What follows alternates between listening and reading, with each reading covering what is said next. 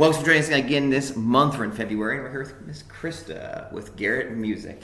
And we had some fun stuff last year, so we thought it'd be a good trip to sit down and talk to you one more time about the Music Academy and how often you help the children in the community here. Thank you so much for being here. So you were originally down Cheneyville. Yes. Was that the original Garrett, or was there a place before that? That was the original Garrett, yes. That was the original Garrett, okay. So when Garrett started, it actually started out, my husband started it in a room of a house he was renting. Wow. So he had the living room set up and had one student at a time coming in and out. And eventually he moved over to Cheneyville Road, and we were there until 2020. Actually, we moved in here. Yeah, very soon. Yeah, 2021. Yeah.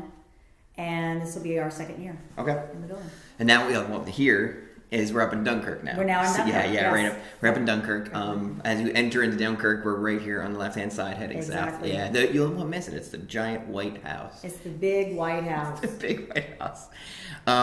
So you said your husband started it. So then, how did you get into it then? So I met him in 2006. Okay. And we got married in 2007. And I had been a musician before meeting him, okay. And I finished up my master's degree in psychology and really was trying to figure out what I was going to do with it.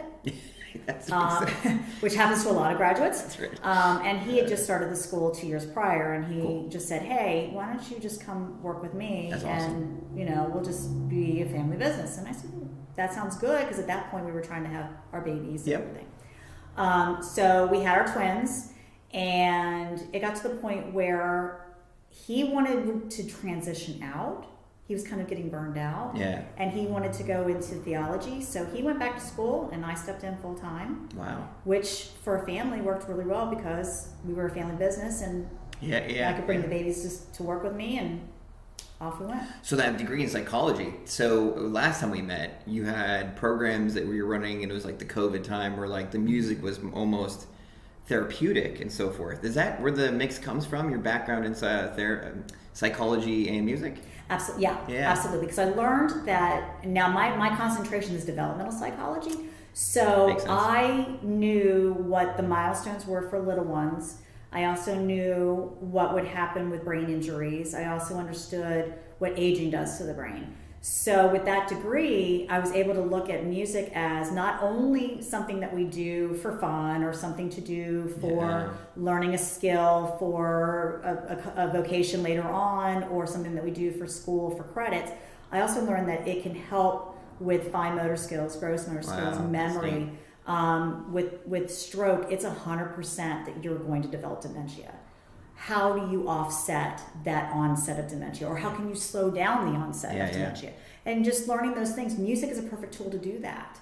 So I learned that those were things that we could do within the school in addition to doing the private music lessons. So now we work with children on the spectrum. We work with adults that have had traumatic brain injuries. We work with those that have developmental disabilities. And again, that's cool. It proves that music can be a tool for everyone, no matter how old you are or what your skill level is.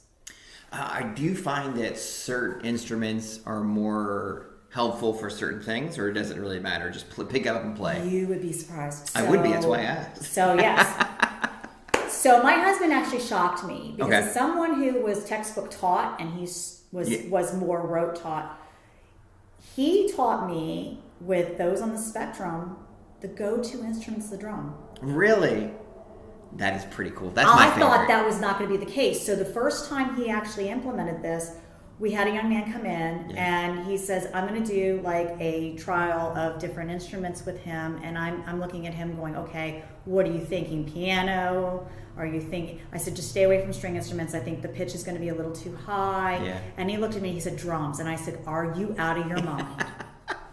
He said, "No, you're going to have to trust me on this." I said, "As soon as you have them hit something loud, it's going to be a startle, it's going to be a trigger, or a cymbal, it's going to be a startle trigger." He said, "You're going to have to trust me." Okay. So down they go, downstairs. I'm sitting up in my office waiting for something bad to happen, terrified. No, you just heard drums. I heard drums, and I heard laughter, and I heard a connection. And what I learned was that the drums are almost like a weighted blanket. And it's something that they feel within their core that is very comforting to them. And come to find out, over the years, we've had Spectrum kids that have gone on to do jazz band, have gone on to do marching band, have gone on to be in professional bands. And that's where I was like, wow, you never can look at a book and go, that's the way it is. It's really just experiments. And knowing the children. Now, would I hand someone a flute who may be on the spectrum? Not necessarily. Yeah. But every kid's different, and that's what I've learned, that I can't sum it up without trying something first. Okay, that's interesting. Now, earlier you used the word school, so I'm going to talk about that you do collaborations with the schools here, the elementary schools and the middle schools, and you do a variety of things. Can you talk a little bit about some of the things you work with them? So what we try to do for them is we try to add programs here that help support what they're doing in the system. Okay. So we have an instrument rental program, so we do that. So we make sure that the kids can come here and get the instruments, and we make sure that whatever the directors prefer as far as brands and styles, we keep those in stock. Just because that's what they're familiar with, and they don't want to have to stop what they're doing in a classroom to fix an instrument that's not up to quality. So wait, different brands or quality, is that really what it is? I don't know as much about instruments as I should. So a different brand would be just a different quality. Does it make a different sound, or how does that work? Really? Strings make a difference. So the quality of the strings you have on your instrument make a difference. The way the instrument is built. I cannot say how many times parents want a bang for their buck. I'm a parent, you're a parent. We want as much bang as buck, especially in this economy. But the problem is when you go on Amazon and you buy an instrument on Amazon, I cannot tell you how many violins I have within the first month here that are complete. That it would be more money to repair them than it would be to have just gotten something that was in the $400 or $500 range as opposed to $100. So it does make a huge difference. I did not know that. I probably should have. That makes sense. I mean, but everything else is the same way. When you think about it, I mean, you see your kid sees this beautiful purple violin on eBay or on Amazon, and you go, $100. That's a great buy.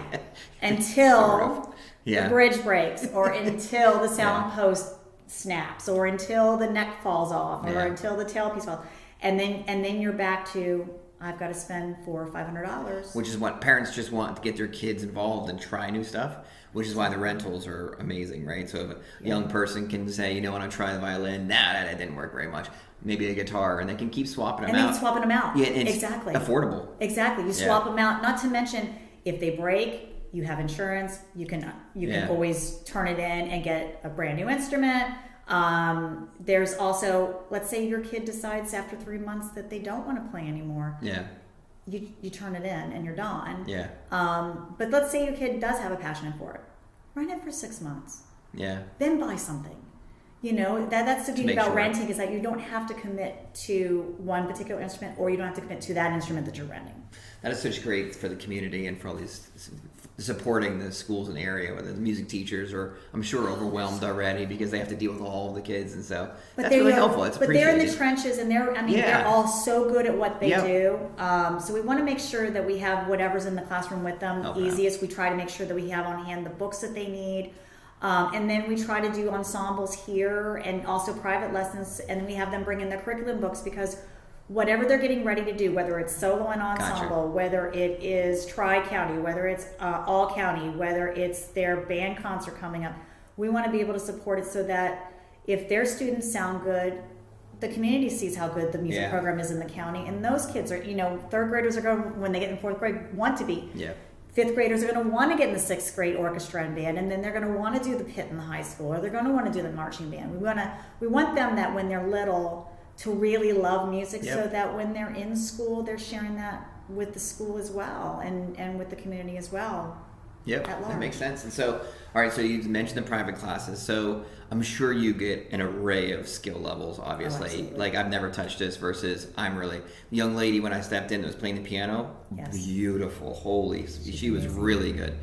So how do you tailor those lessons for certain students? Like how do you do, what's that process look like? So basically when you meet with your with your teacher for the first time, you come in, you tell them, and the first thing we're going to ask you is, what are your goals? Yeah. What do you want to do? Are you doing it for fun? Okay, well then we're going to go a different route. Okay. Are you doing it for school? Okay, we're going to go a different route. Do you like a certain genre? I'd rather play jazz. I want to learn jazz. I'd rather learn pop. I don't want to learn classical. Okay, then we'll tailor it to that.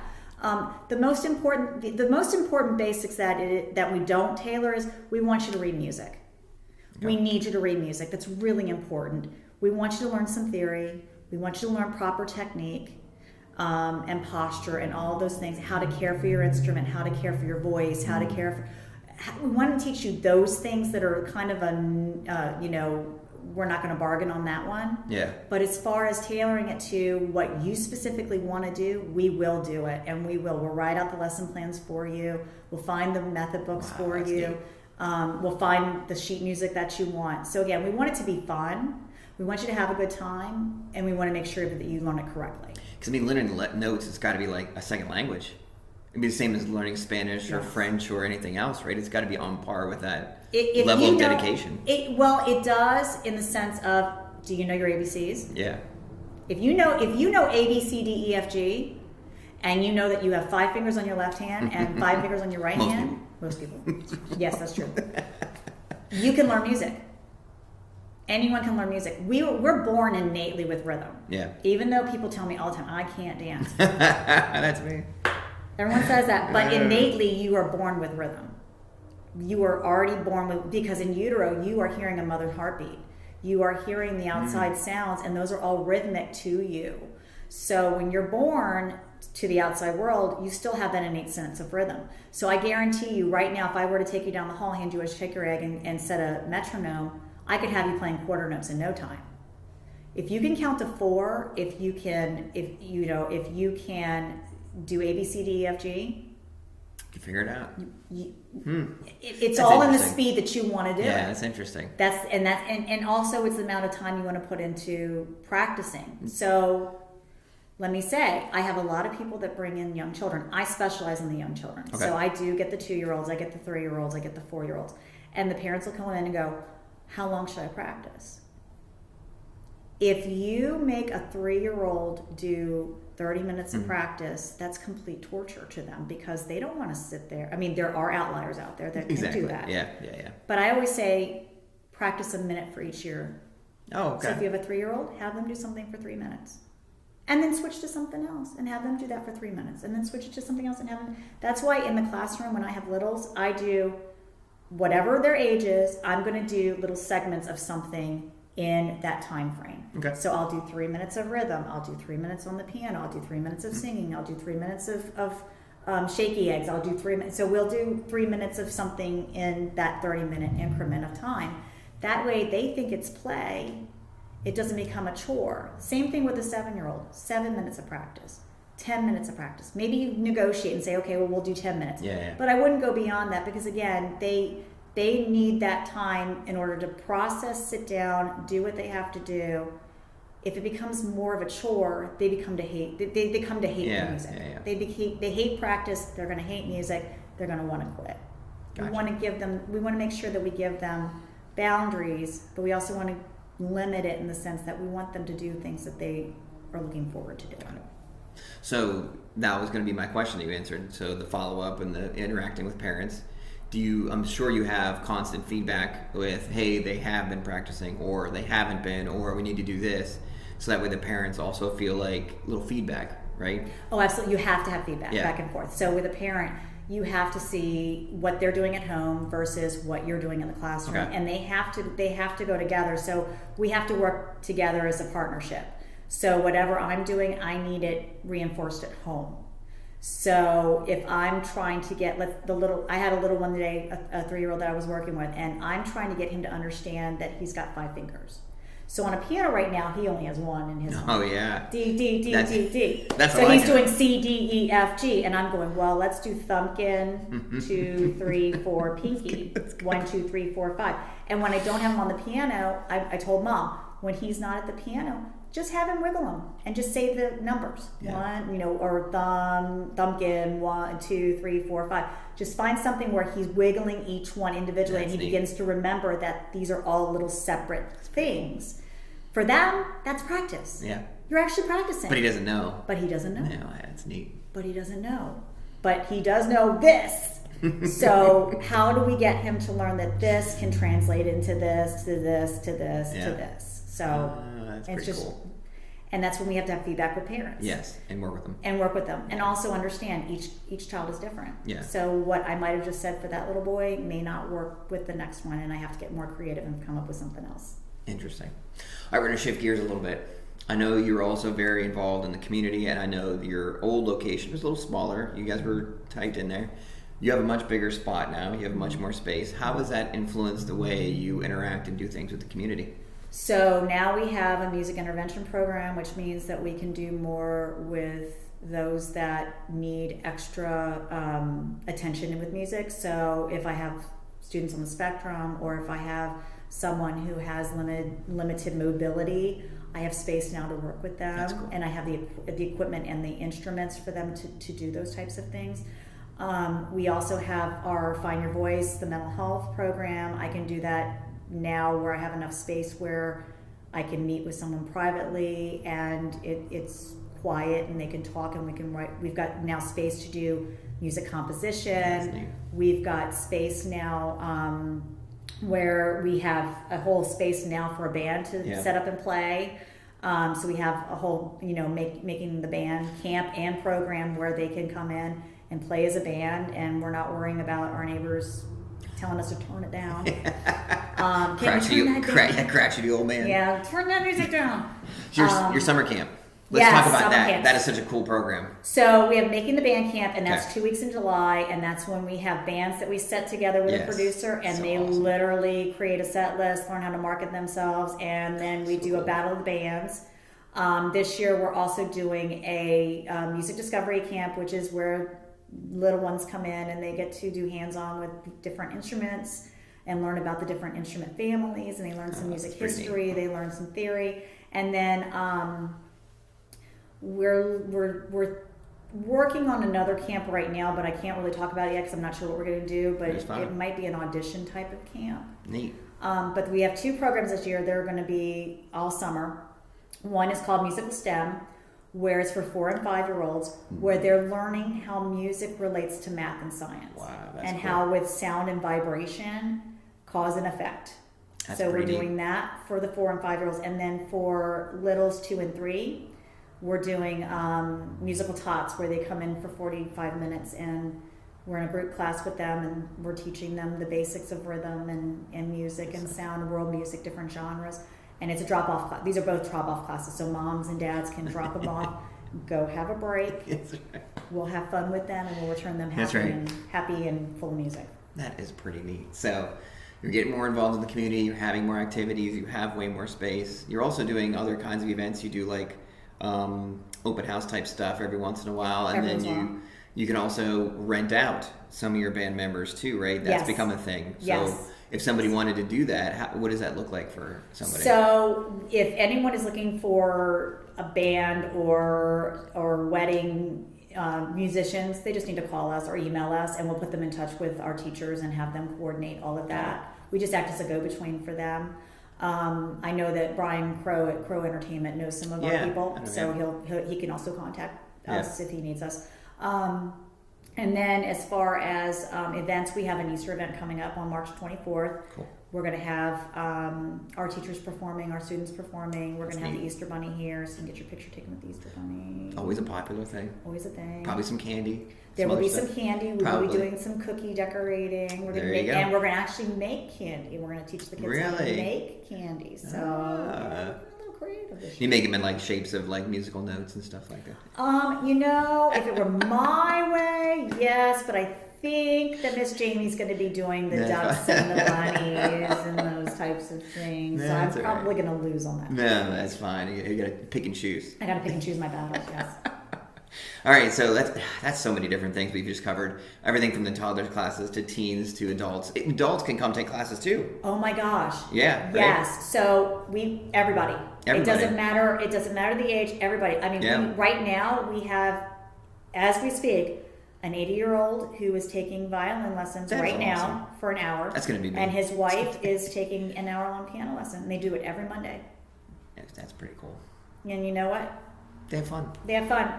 It probably helps them live longer. Mental health wise, right. And it does. The dexterity. And dexterity. It helps them with their gross and fine motor skills. Again, memory. Mm-hmm. All of those skills come into play, and it does. It keeps you young. It really does. It's amazing. We've had gentlemen come in here in their 70s wanting to learn bass, learn electric bass, and then start their own band. Really? Yes. That's pretty neat. We've had gentlemen that have created their own bands that are in their 60s and 70s, and they go around and they play in different places. That's pretty fun. Yeah. Stepping back one more time, you have the adults can come and play instruments and do so forth. How do you select or choose instructors and so forth? How does that process look? Because it can't be as easy as... It's not. Yeah, I mean... It's not. Not every person that's a musician can be a teacher. Yeah, that's got to be not easy. It's not easy because a performer and a teacher are two different things. A performer is someone who can go out on the stage and give a really good performance, is an entertainer. Yeah. When you're a teacher, you have to kind of die to self is the best way to put it. You're putting everything you have out on the table for someone else to absorb. Yeah. So really, you're not just playing music. You're teaching them how to play it, but you're also a mentor. You're a sounding board. You become a friend. I mean, to be a teacher, you really have to put your full presence into the person that's in the room with you. And it could be just having someone who's having a bad day just jam with you for 30 minutes and let them talk out. Neat. It could be basically circle of fifths because that's what they want to do that day. It could be someone who just wants to talk, and you don't play anything that day. Neat. It's just knowing that you have to be, and you just have to be for that person. And be attentive. And be what you need to be. So that process, that somebody comes in and says, "Hey, listen, I want to try this out." Do you give them a period of hey, we're going to put you with some students? Do you hang out with them as they do their lessons, or how does that usually look? So what we do is we do have them do a couple of trial lessons, and we sit in, and it may be me, it may be one of our other teachers, and we sit in and shadow just to see if it's a good fit. Okay. And we also make sure we're really careful about what age groups they can teach. Okay. So someone who is used to teaching teens is not going to be good with a 5-year-old. Or someone who is good with a 5-year-old may not want to work with teenagers. Yeah. You want to make sure chemistry is everything. Gotta be there. Yeah. Chemistry is everything in the classroom. And if you don't have the chemistry, no one's going to learn anything. Yeah. And they're not going to want to be there. So if that's the case, are there certain, if you have a student that comes in and jazz, and you match them up with somebody and they can teach them jazz, but you're like, you know what, you'd be better off with Bob. He's going to be much better. Do you switch them up if that's just the way? No offense to the first teacher, but Bob instructor is just going to jive better with you. Yep. Jive. I use the word jive. Jive. Yeah.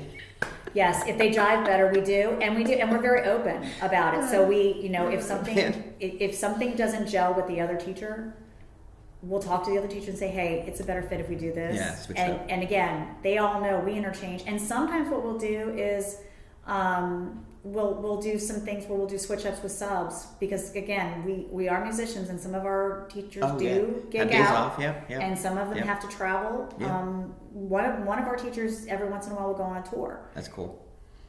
If that's the case, we got to sub out. And sometimes having that switch up is just the injection that's needed to get a passion going for a student that may have been plateauing and just needed that extra to go back up the scale, so to speak. All right, so we've covered a lot of different topics, a lot of different stuff. Yes. If someone were to sit down and ask you your general philosophy of what Garrett is in a 2-sentence, not a ramble, a 2-sentence, what would you tell them? The philosophy of Garrett Music Academy is this: that music is for everyone, regardless of age, skill level, background. it's in your soul, and everyone's welcome here. I kind of had that feeling it was going to be something along those lines. Mm-hmm. All the things you've been talking about are very encompassing. They're very like inclusive. Everybody needs to give it a shot type of feeling. So that's wonderful. Yep.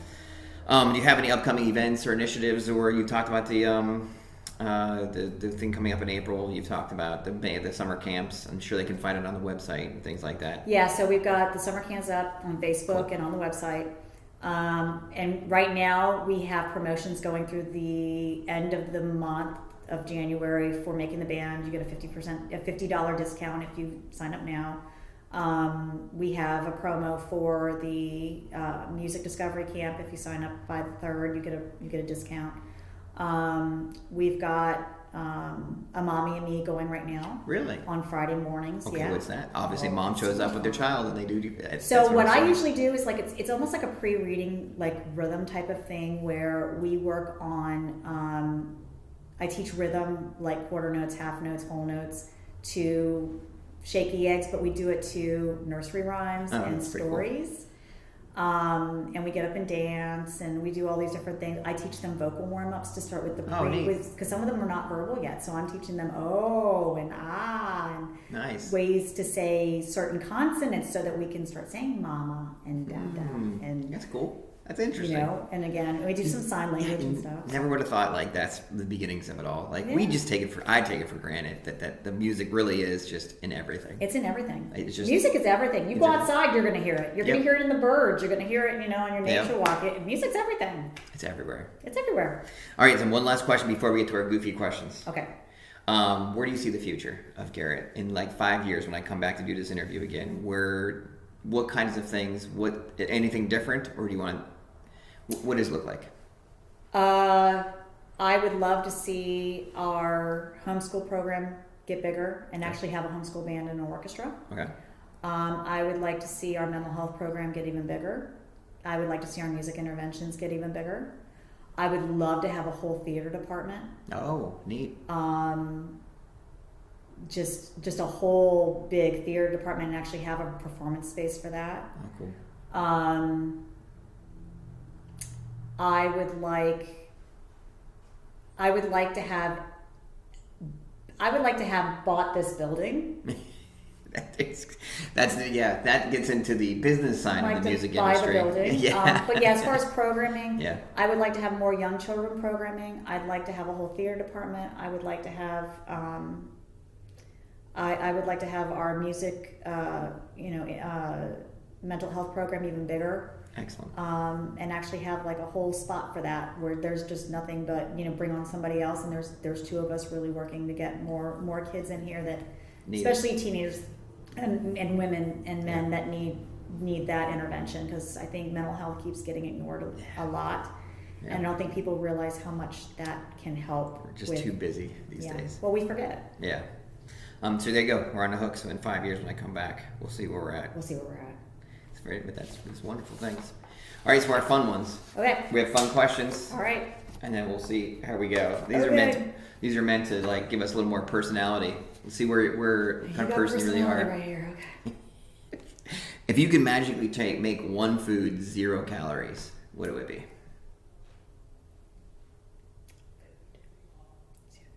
Cheesecake. Any particular kind? Cherry. That's good. One movie you never get tired of watching.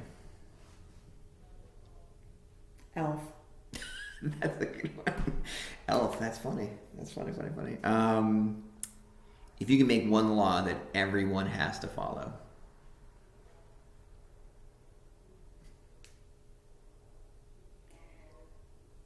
Turn the bass down in your car. From a music person. If I want to hear your bass, I'll be sitting in the car with you. Oh, man. Because I can't hear melody when you're playing the bass so loud. Your favorite cartoon to watch when you were a kid? Looney Tunes. They're traditional. Mm-hmm. It's funny, that's come up a few times, and my kids still have not watched any of them. It's sad. I don't know why I haven't gotten into it. Saturday morning cartoons, man. That's it. Where we had to actually get up at Saturday, you couldn't record them, or yeah. Oh, and everything by Sid and Marty Krofft. If you had to make a YouTube channel, not in your area of expertise, can't be music or psychology, what would it be? A YouTube channel? Mm-hmm. Not in your areas of expertise. I feel like this is gonna be a good one. Honestly, I would probably do my own reality show. Yes, because my life, you can't even imagine. Following you around. I'm a hot mess, chaos all the time. So I think if I had my own little reality show on YouTube, I think that'd be like the real music teachers of Calvert. The real music of Calvert County. Yes. Yes. If you win the lottery, what's the first thing you're buying? This building. Yeah, I knew that was where this was headed. Yeah. One place that is still on your bucket list to visit. Oh, no. I almost said Alaska, but really now it's Iceland. Iceland, yeah. I've heard. And then there's a little tiny island called Smartvarg that's right off the coast of Norway that is the closest to the North Pole. Really? It's got to be chilly up there, though. It is cold, and they have the polar nights, but I could see Santa's workshop from there. That's it. Good to go. Iceland, I'm with you on Iceland. I've heard there's hot baths and things you could do and all kinds of fun stuff. I've heard good things. See that. So yes, that's on my bucket list. It is, too. All right. Awesome. Well, I appreciate your time. Well, thank you. Yeah. We covered a lot of different things, and I've learned a ton about music that I had no idea until now. Because our last video we did was just talking about the things you did in your studio. We got a little more in depth today. We have a lot more now. So, and then we're gonna work on events together and things like that. So make sure you keep your eyes open for what we've got coming up. We like to make good use of this giant space. Nice. So. That would be nice. All right. Well, you have a wonderful month. You too. Try to stay warm, and we will definitely be back to work on stuff together. Sounds good.